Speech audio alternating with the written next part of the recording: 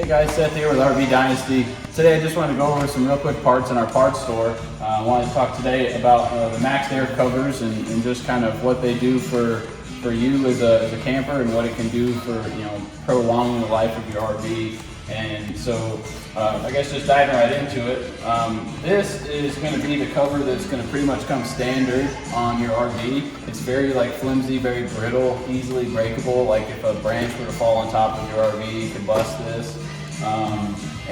Also while you're traveling down the road, you have to kind of keep this closed, or else the wind will obviously grab it, rip it off, and cause damage to your RV. So aftermarket parts that we offer here at RV Dynasty in the parts store are going to be like your Maxxair cover, which comes in white and in black.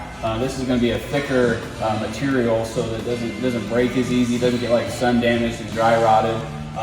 And we can install these on top of the RV over the vent lid, so while you're traveling down the road, you can keep the vent open, keep the air circulating so you don't get that musty smell inside the RV. And also while it's raining, if you're camping and you just want that fresh air blowing through the RV, you can have these vent covers on and keep that fresh air flowing through the RV. We also have the Maxxair too for the bigger vents and for the bigger fans.